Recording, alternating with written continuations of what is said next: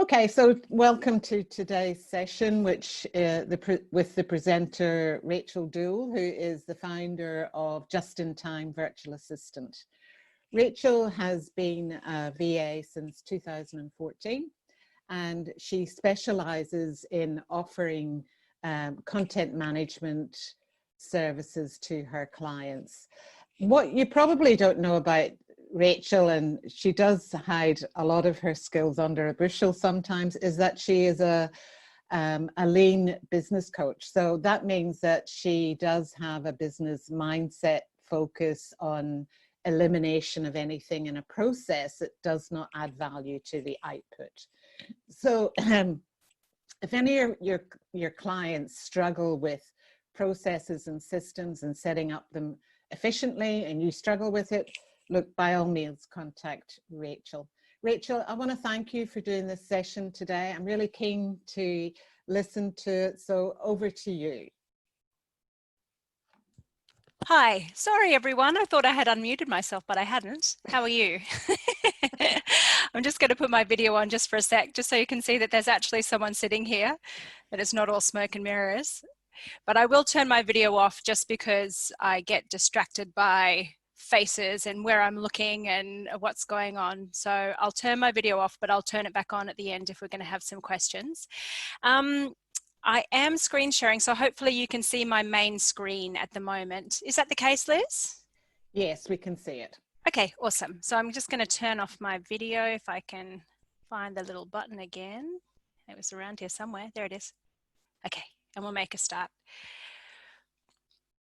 All right, so I'm here today to talk to you about time-saving blogging tools. And I know that some of you are new to the game, some of you are older, so hopefully I've got a little bit of information for you, no matter where you are along your journey.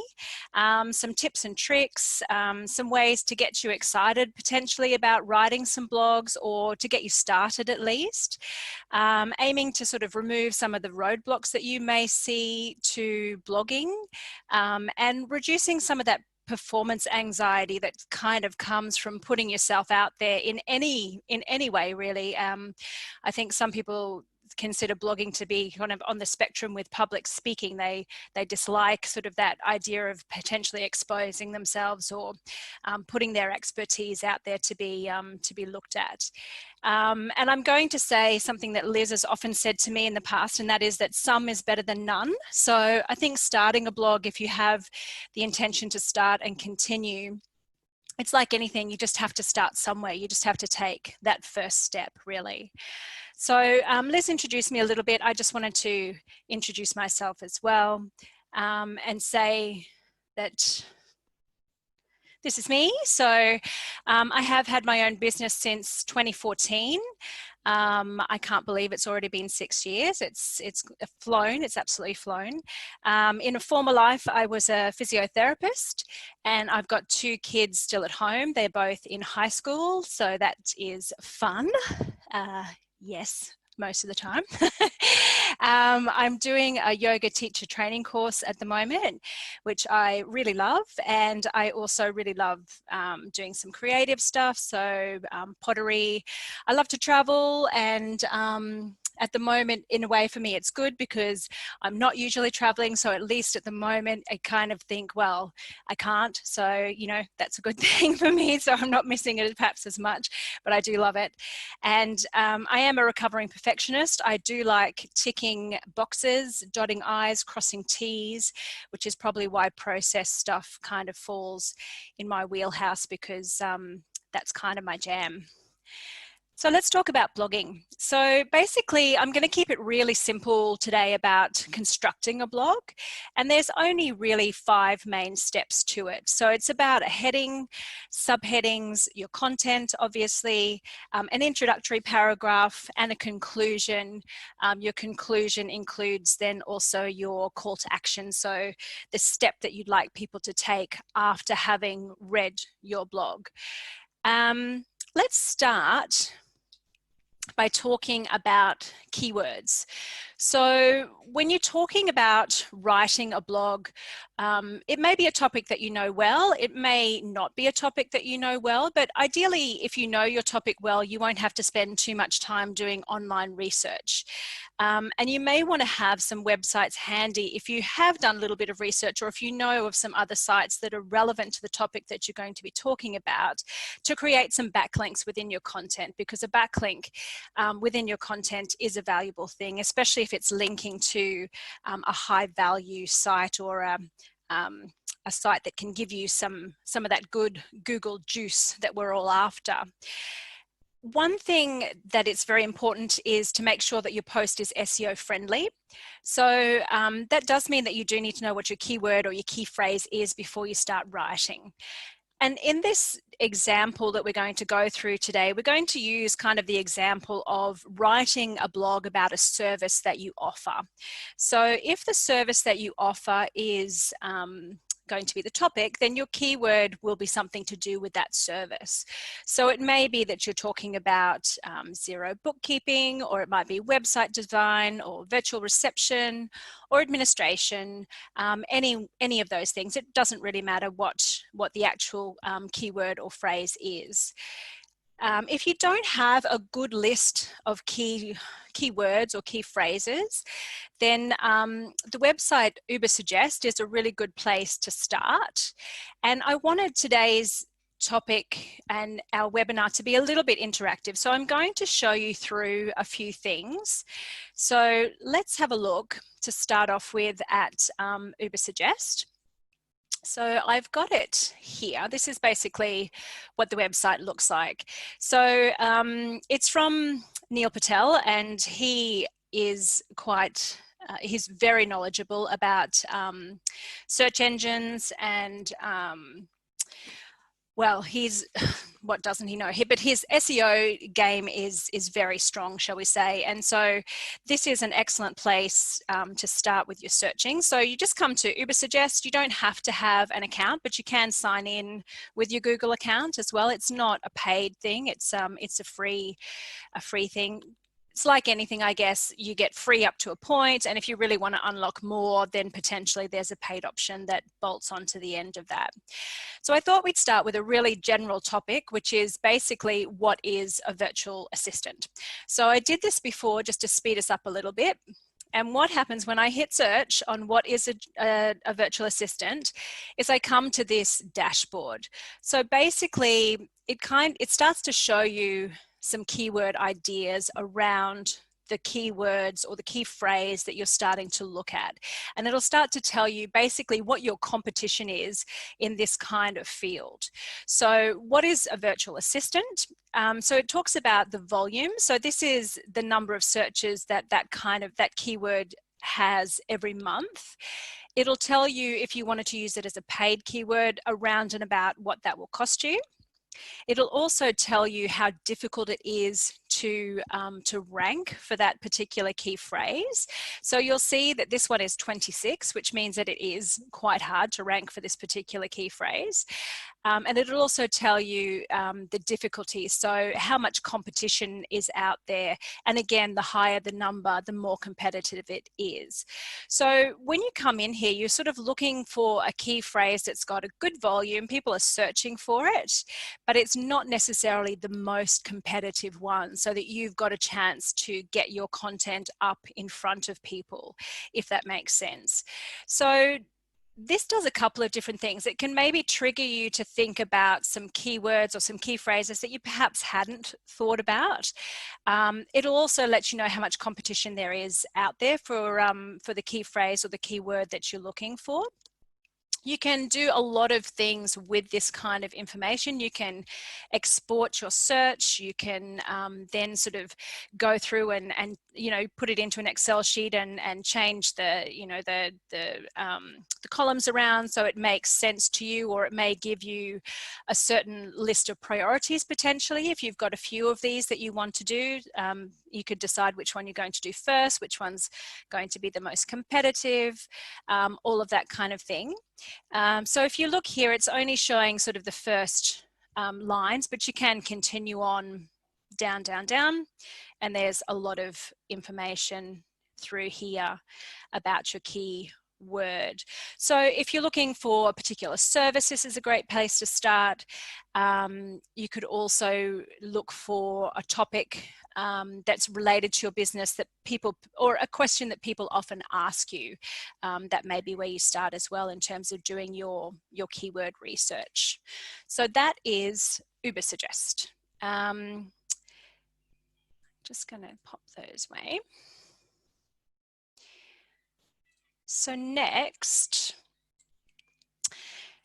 so basically we're on step one here. We're trying to find our heading. And we're talking about using the keyword or phrase inside that heading. So you need to make your heading appealing to make sure that you're engaging your audience or your target audience. And often people do that by posing a question, or they add in a statistic, or they add a list. But one of the main things that I want to get across is that you really have to use your keyword in the title.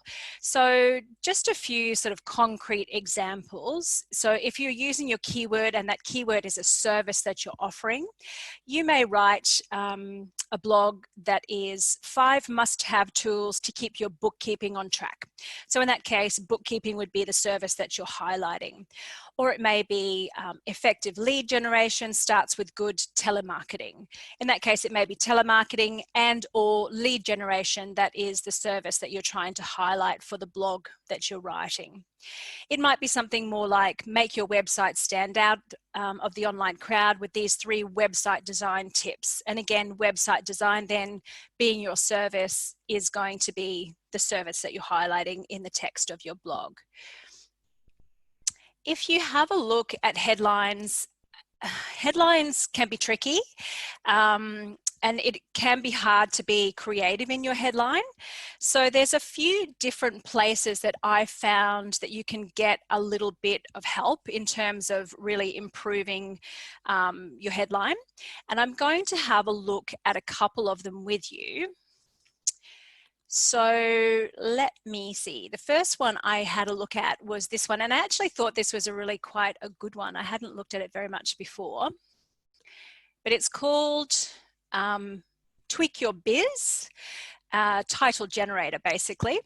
And I put in the same search term that we did before for Ubersuggest, what is a virtual assistant? And you can see that in this one, it will show you a huge number of potential blog topics. Now, because we kind of used a phrase, what is a virtual assistant, rather than just a term or a word, you'll see that some of the blog topics that it's come up with are a bit weird. It doesn't really make a whole lot of sense, but you can also interpret a little bit around the heading. So where is a good example? I saw a few. So yeah, so there's one here, top 9 ways to buy are used. What is a virtual assistant? I love that. But so you could change it to top 9 ways to utilize a virtual assistant, for example. And then they've got a lot of how-to lists. How-to is actually a great way to start a blog topic. So, and there's a couple of good ones in here. So how to improve. So you could say, there's one here, how to improve at what is a virtual assistant in 60 minutes. You could say something like, how to improve your business by hiring a virtual assistant today. Something like that. So you can see that with this one, because we've used that phrase, as I say, rather than a word, you're not going to be able to just pluck out the title from the generator, but you'll get some ideas, and it can give you some sort of different ways potentially to come at your topic that you may not have thought of. There's also the good old celebrity one, the Justin Bieber guide to what is a virtual assistant. Now, if nobody's writing that one by the end of today, I'll be surprised. Secrets are also a great way of sort of introducing a topic. So what you didn't know about XYZ, or the biggest secret they never told you about XYZ. They can be sort of a beguiling topic for people to click on, something that people are often interested in. And then of course, you know, all the Gen Y, we have to have the snark and the sarcasm. So again, it can be a different way of coming at your topic. So how to be happy at what is a virtual assistant not is quite a cute example there. But, you know, there's a lot of, what I'm trying to show by this is just that there's a lot of different ways into your topic potentially, rather than keeping it fairly dry and just having a pure focus on your keyword. And that's something that some people find comes really easily to them and other people don't. But if it doesn't, this is one way that it may just get the creative juices flowing. There's another one here that I could show you. It's called, it's the Hubspot tool. So this one I didn't like as much, but I just wanted to show you that you can put in several words in this one. So let's just add a few and then I'll show you what the results are. So you say, give me blog ideas, and it'll come up with these 5. And I've done this a few times in preparation for this webinar, and I can tell you that the 5 ones they give you are all exactly the same. So it comes up with these 5 basically, and just puts your word in here kind of randomly. But what I did want to show you is that I'm sure that once you go here and unlock more blog ideas, and usually this is just a matter of exchanging your email address for them being able to contact you, I'm sure you would get a lot more out of this one.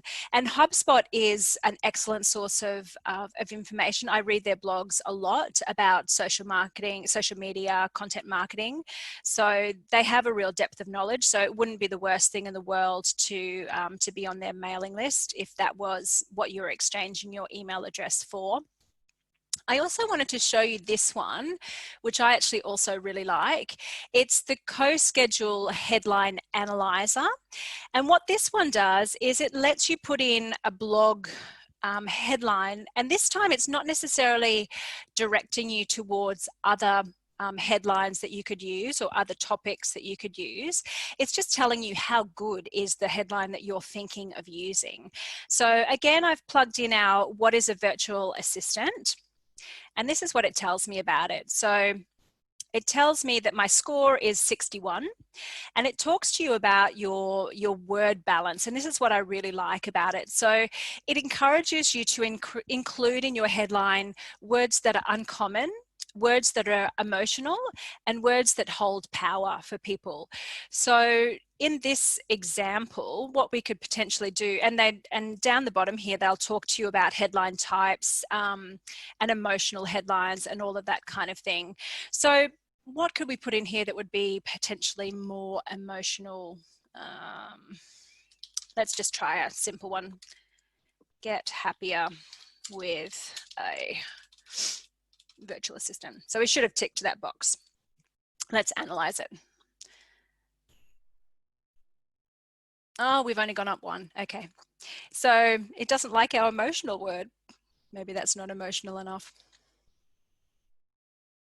But anyway, we won't spend too much time here, but let's just, so what I want to show you is basically with this one, you can come in and you can kind of fiddle with, so you may have an idea in your mind, but you can come in here and get it to help you think about different wordings, a different structure. And let me start that sentence again. This is not only useful for blog topics, but it's also really useful if you're doing things like writing newsletters, because as you know that a newsletter arriving into your email inbox doesn't necessarily mean that you're going to read it. So a good headline, especially for an e-newsletter, is a really important thing. And this is a nice way to jump in and just try and tweak your headline that you may be going to send out with your e-newsletter to try and get more opens and try and get more eyes on what you're sending out to people. So I really like this one, and this is by CoSchedule. They have a social media scheduler, but they also do a lot of work around content marketing and social media stuff. So also very big in this area. And I just wanted to show you one blog page that I quite often have a look at. Because of my physio background, I work with quite a few health businesses, and I look for content for them, curated content for them to share. And Greatest is one of the places that I do get quite a bit of content. And I just wanted to show you some of their headlines, because they do come up with some really nice ones, I think. So just even this first one, just the facts, sleep. So, and they do a nice sort of subheading as well, which I really like. So 29 sleep facts to up your snooze game. Shake it off, and other quick physical ways to squash anxiety. If breathing doesn't work for you, these tricks might. So their headlines are they often have numbers in their headlines. They often have something sort of provocative in their headlines, something that would make you want to go ahead and read through to the article. And their content is good also. It's not that you would read it once and then think, okay, well, that was, you know, not what I expected when I chose the, you know, the blog to click through to. So they do deliver on their topic as well. So I just wanted to show you that one because I like their headlines. I think they do that well, and it's a good example of what you can achieve with a good headline as well. So let's pop all that away. All right, so that's our headline. So basically, we're up to step one.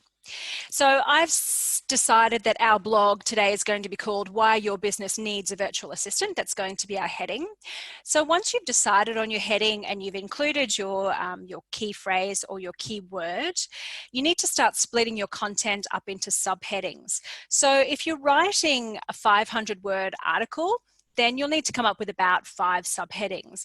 And I know a few of you asked about the length of your blog, the length that your blog needs to be.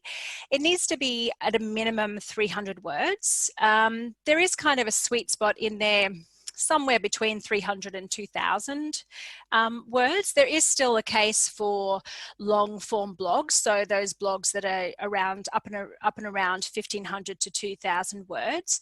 They say that they still rate quite highly. They still get found on search well, but between 500 and 1,500 is, I think, a reasonable length for your blog as well. So once you've come up with 5 subheadings, then it's just simply a matter of writing 100 words under each. If you're struggling to write 100 words, and 100 words actually, although it may sound like a lot, isn't a huge amount of content. But if you are struggling to write the 100 words, you can break down your topic further by using dot points or subheadings. Just remember to start with a brief explanation of what the topic is about and why it's important, and always explaining the benefits that you're bringing to your clients by providing the service, if we're using that same example of having your blog be a discussion of the service that you want to promote. So for example, in this topic, why your business needs a virtual assistant, the 5 subheadings that we could add would be learn how and what to delegate, better organize your business, improve your availability and productivity, scale up and down as needed, and improve your work-life balance. So it would be a matter of headline, 5 subheadings, and now we're going to write 100 words under each subheading. A lot of you also asked about attracting your target audience and lead generation, basically. So one method, obviously, of attracting your target audience is through SEO. That when your target audience are looking for that kind of service, your blog is going to match what they're looking for, and they will hopefully find you that way. With your SEO tips, and these are sort of some points that can improve your chances of doing well with SEO. So you need to exact match your keyword phrase at least once. It used to be that people would just put it in their blog 20 times to to boost their ratings. That doesn't work anymore. Again, there's kind of a sweet spot of matching your keyword phrase. And if you have your own website, especially if you've got a WordPress website, but other websites have this opportunity as well, you can get an SEO plugin. And what that will do is it will help you, it will give you tips on how you can improve your SEO at the back end of your blog. And one of the things that it will look at is how often you've mentioned your keyword phrase. So at least once it needs to be an exact match. You can bold relevant points that you want your reader to take away with them, because just remember that when someone's reading your blog, they want to consume the information quickly. So make it easy for them to do that. So that can be things like subheadings, dot points, bolding points. It can also just simply be the way that you set out your blog. So it may be that you're talking about, the spacing on the page and how much white space you have on the page to allow it to be an easy read for them.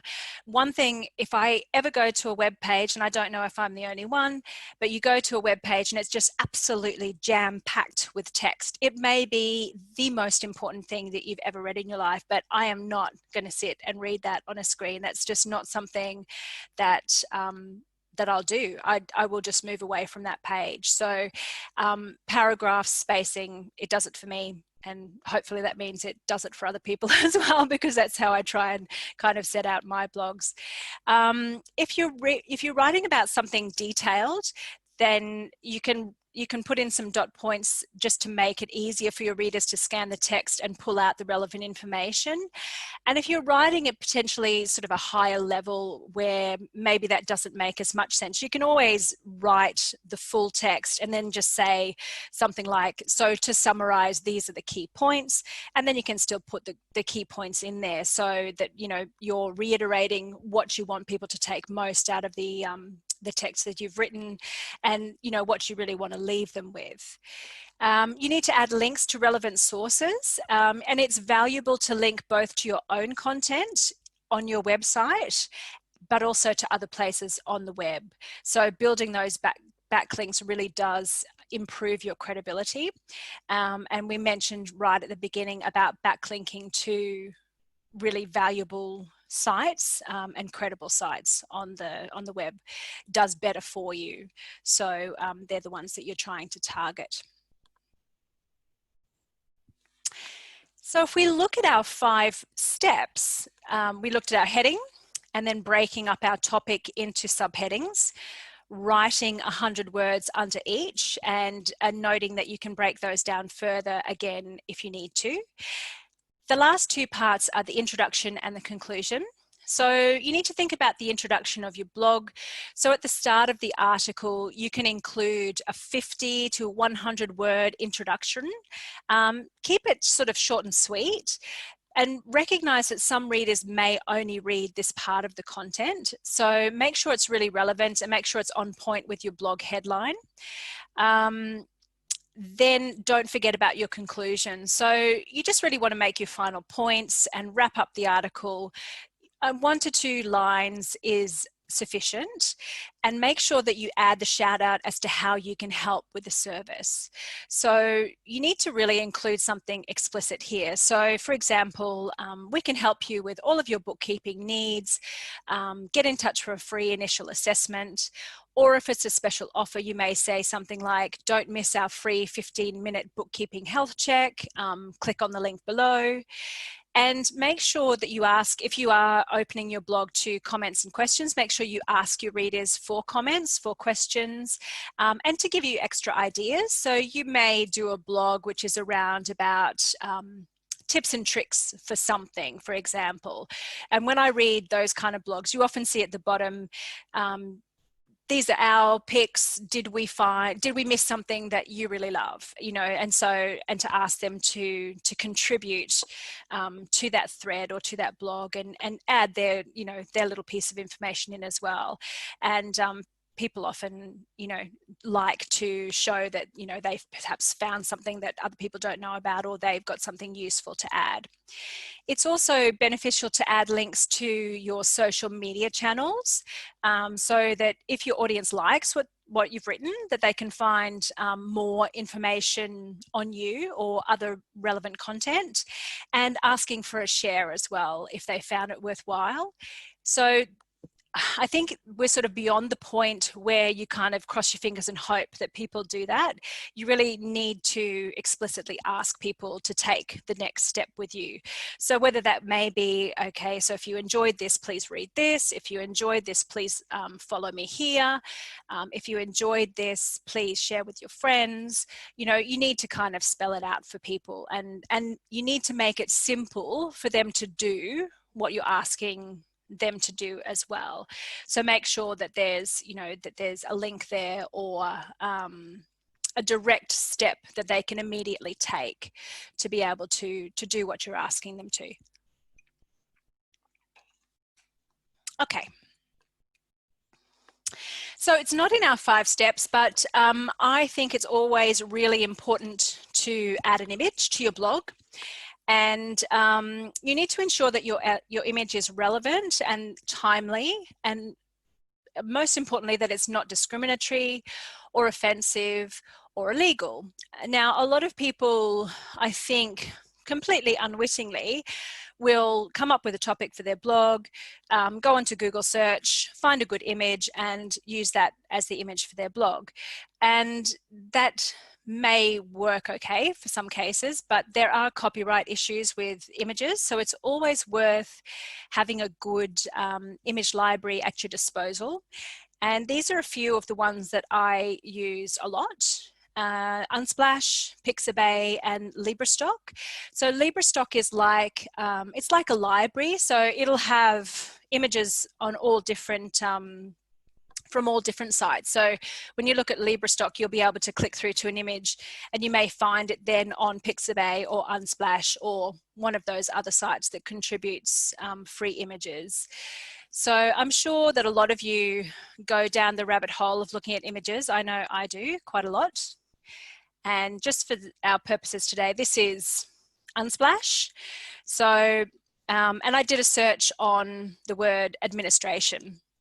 So this is the results for administration, and you can have a look at the image as to how you can use it, but basically any of the images that you choose here will be fine to use on your blog.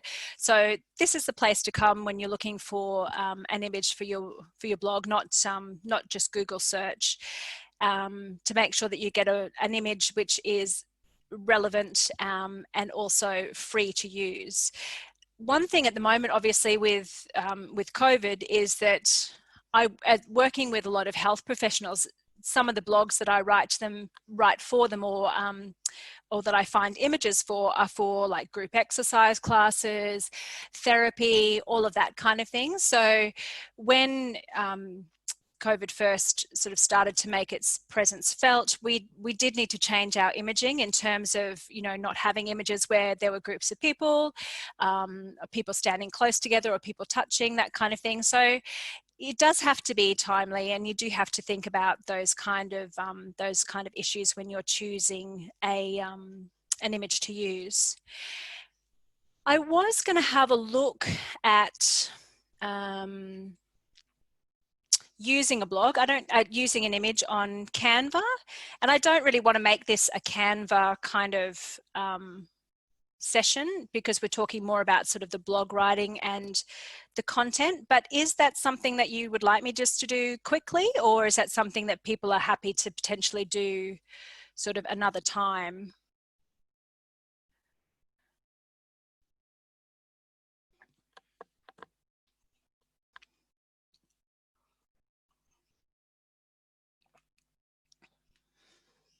Another time, I've got Canva.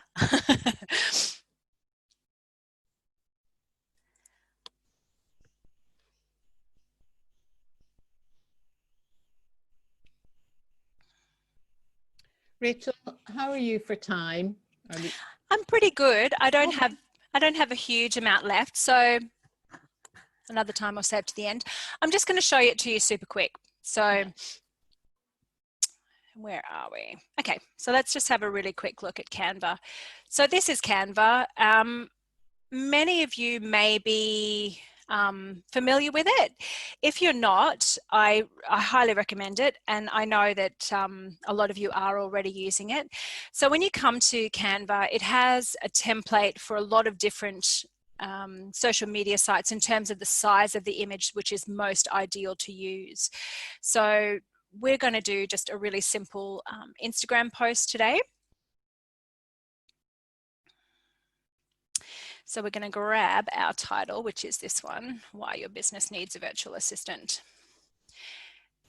And what I really like about Canva is, and this is really improved with it as well, is that it has a huge library of photographs in here. So you can upload your own photographs, but Canva does have a huge range of them. And if you go in here and you're searching for a photo, the first thing I do is always choose the free photos, because you don't want to be slapped with a fee once you've found a photo that you really like, and then you're like, oh, now I have to pay for it, I don't want that. So let's look at virtual assistant. So maybe we want to look at something like business. So we're going to find an image that's businessy. All right, let's just take this one. So we're going to grab this image and you just pull it across and it'll make it fit for you. And then we're going to add some text. So we're just going to add a heading, and we're going to make our heading Why Your Business Needs a Virtual Assistant. And then it's just a matter of kind of changing it to suit yourself. So you can just drag this until it becomes the size that you want. And you can just put your heading wherever you want it to be. You can choose your font. And then you can just keep playing with it until you like the way it looks, basically. So that's just a really super quick, super brief example of how you can create an image for your blog. So when you are creating a blog and you intend to do a blog regularly, it's good to know sort of the size of the image that you want to have on your blog. And just remember that when you're using images on your website, you don't want them to be massive, because it takes a long time for the page to load and it can slow down the usability of your site as well.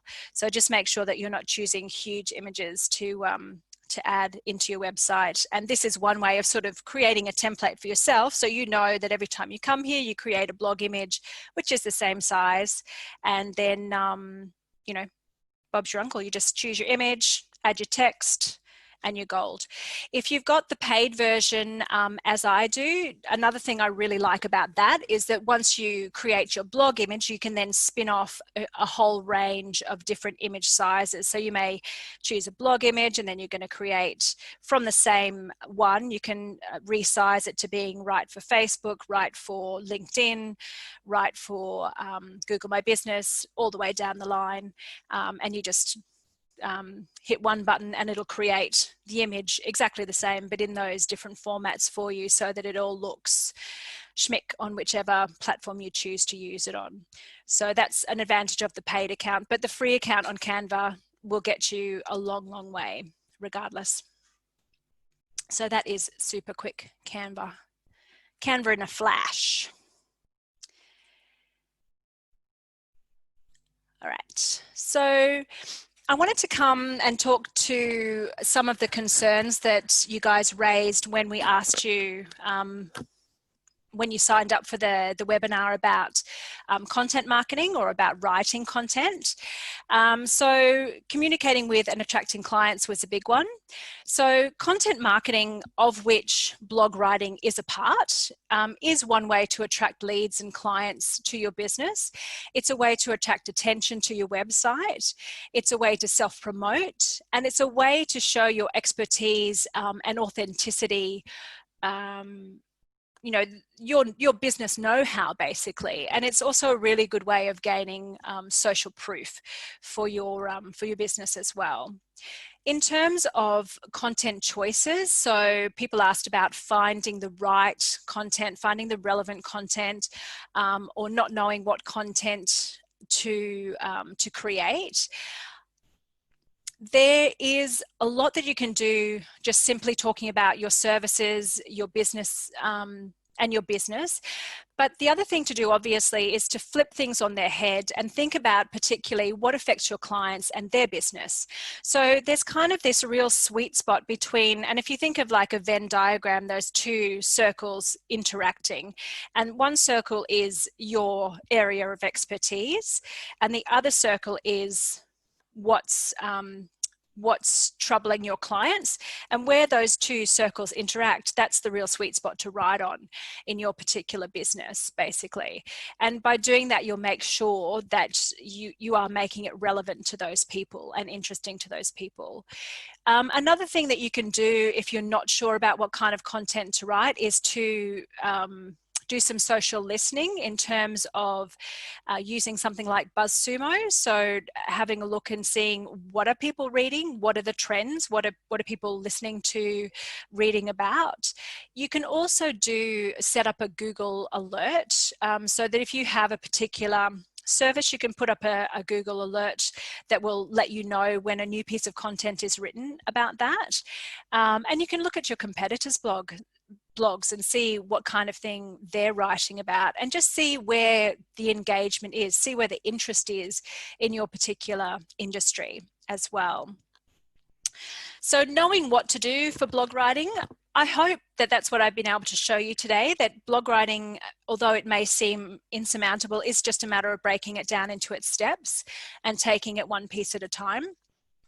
If you don't have a website, you can start by just setting up a WordPress blog. There is a free version, I believe, still of WordPress blog. I did have one way back when I first started. It probably is still sitting there, but very, very, very old. But it's one way to start blogging if you don't have a paid website. I know that I've always had my website with 121, and so I know that that's part of their package, but there's also other website builders that you can use as well, some of them better than others, and some of them completely free just to start you off as well. People were concerned about the amount of time that they would have to spend planning, writing, and scheduling all of this stuff out. Yes, it is. It can be an issue, but I think it depends on how organized you are. So if you know that you want to write a blog once a month or once a week, it really depends on how much you want to do. It's a matter of setting aside the time to research, write, and then schedule. So I think that does come down to a matter of planning and discipline. But also, if you're really feeling very concerned about the writing part of it, and it's just something that you know you'll never do, outsourcing of your writing is also a possibility. So I have at times outsourced my writing, and you can use things like iWriter, you can use Fiverr. I'm sure that there's plenty of platforms where you can get writing done, and it's just a matter of then potentially finding a writer that writes in the kind of tone and language that suits you and suits your business, and someone who potentially understands you and your business. I worked for a while with a psychology business, and we outsourced all of their writing to a writer on Fiverr, and she was a psychologist in South Africa, and she was excellent. She always wrote really, really well to the point for this business. So she was a real find, and it was a really good relationship that they had with her. So we talked about the length of your blog. So as I said, at least 300 words, and you can still make a case for writing long form blogs, long form content, so up to 2,000 words. And getting the right audience. So I think getting the right audience really depends on matching your keyword, matching your phrase, and matching your pain points and problems for your audience as well. I think that's the main point I would make with that. So I've written you guys a blog writing cheat sheet, and it basically goes over what we've talked about today, and I will send that to you. If you would like, I will also send you my SEO cheat sheet that I've got as well that sort of gives you some tips on making sure that you've ticked all of the SEO options for your blog to make sure that it's going to get under as many eyes as possible. So I'll make sure that that comes out to you as well. Are there any questions at the moment? I am just going to have a look back through the chat. I did see one. Rachel, it was asking what a backlink is. So a backlink is basically me writing a blog and mentioning another blog that I've read. So often as a result of writing a blog, I will sort of have read different articles on the same topic, and at the bottom I'll just say sources and further reading, and I will add a link to that blog, and that's a backlink. Or if you've quoted something potentially from Wikipedia, if you've done you've used a definition of something and you've used Wikipedia, then the link that you would put into the page of Wikipedia where you found your quote, that's also a backlink. So that one as well. Does that make sense? Yes. Awesome. I think that was the main question, but type away if you've got any more questions.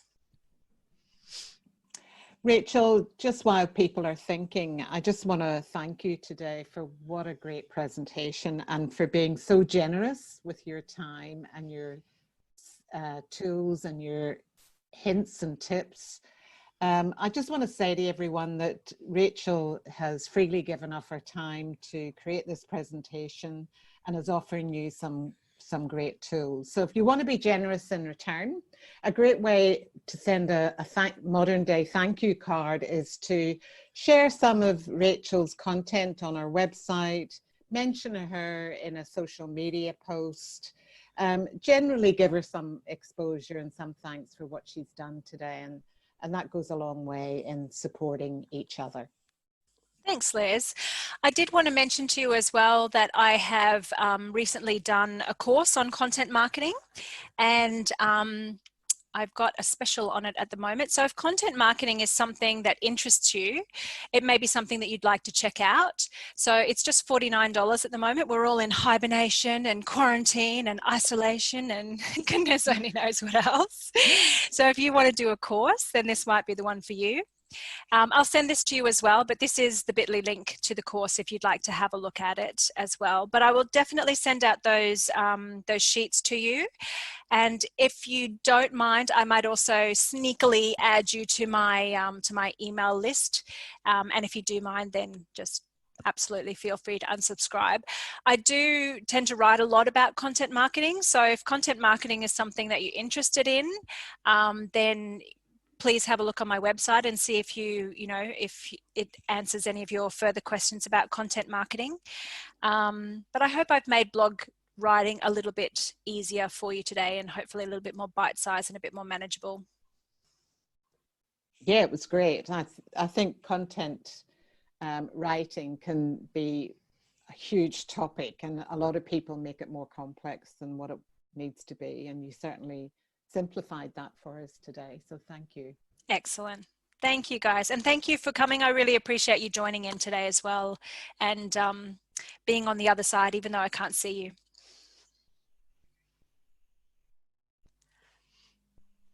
Thanks, everyone. Thanks, Rachel. I'll stop the recording now.